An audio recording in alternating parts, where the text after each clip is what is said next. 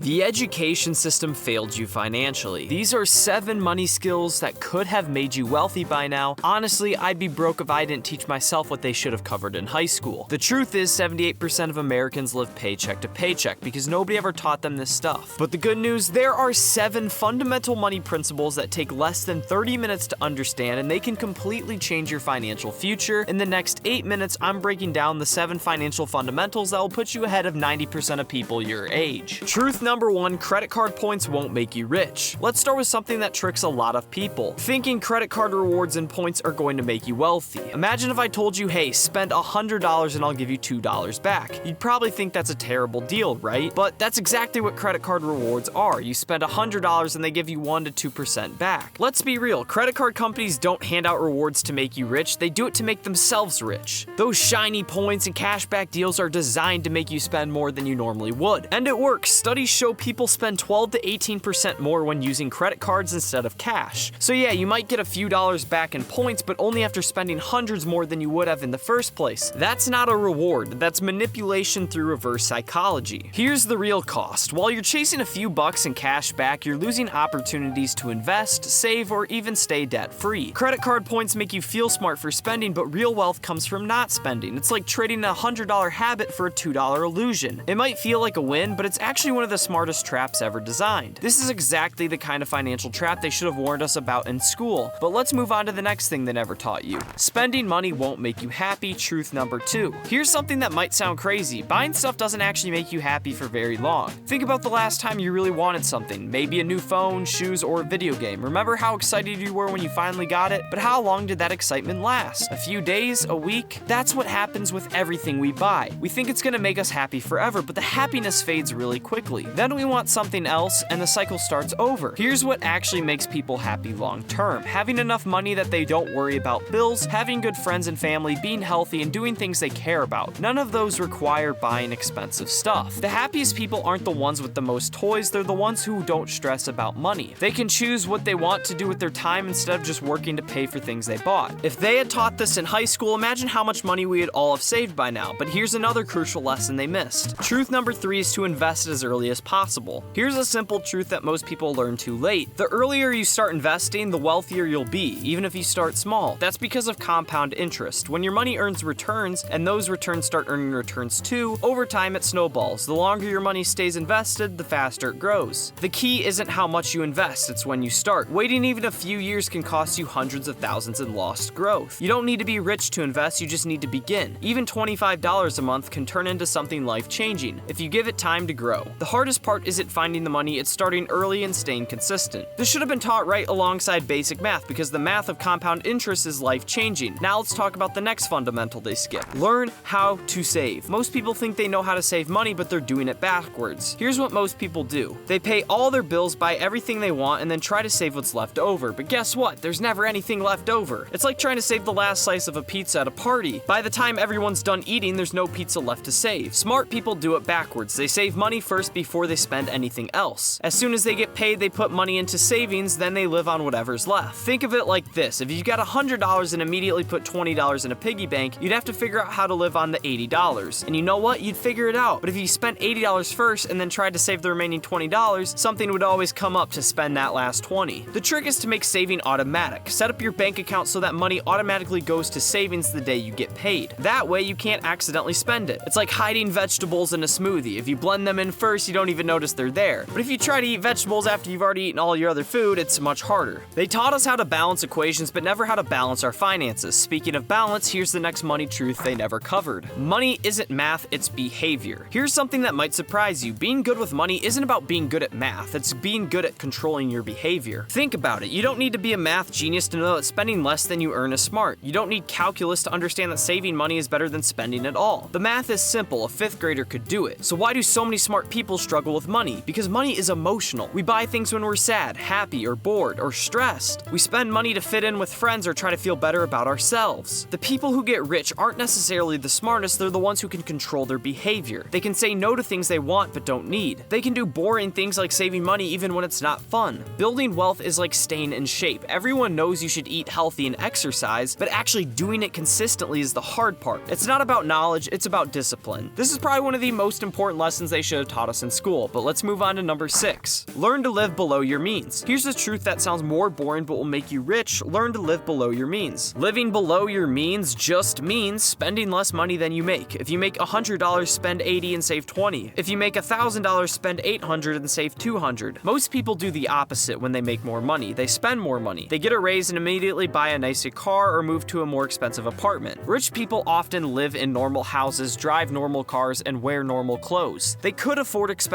things, but they choose not to buy them because they'd rather be rich than try to look rich. Think of it like this. Would you rather have $1,000 in your bank account or $1,000 worth of stuff in your closet? The money in your bank account can grow and help you buy more things later. The stuff in your closet just sits there. Living below your means isn't about being cheap, it's about being smart with your priorities. Imagine if every high school graduate knew this simple principle. We'd have a lot fewer people living paycheck to paycheck and being in crippling debt. But there's one final truth that they should have taught us, which is money is not everything. The final truth might be the most important. Money isn't everything, but not having enough money makes everything harder. Money won't make you happy by itself. Having $1 million won't automatically give you good friends, good health, or a good family. Some of the richest people in the world are miserable, and some people with very little money are very happy. But here's the thing, not having enough money creates stress that makes everything else harder. If you're worried about paying rent, it's hard to focus on school or work. If you can't afford to go to a doctor, it's hard to stay healthy. If you're stressed about money, it's hard to be a good friend or family member. Think of money like air. When you have enough air, you don't even think about it. You focus on other things. But when you don't have enough air, it's all you can think about. The goal isn't to get rich just to have a lot of money. The goal is to have enough money that you don't have to worry about it anymore. Then you can focus on things that actually matter. Your relationships, your health, your hobbies, and helping other people. Money is a tool, not a goal. It's like a hammer, useful for building things, but you wouldn't want to collect hammers just to have them. You want money so you can build the life you actually want. These 7 truths aren't complicated, but they're powerful. The people who understand these truths early have a huge advantage in life. The people who learn them late still benefit, but they have to work harder to catch up. Now that you know these 7 fundamentals, you need to turn them into daily habits. These take less than a minute each, but can completely transform your financial future. Click here now and I'll see you in the next one.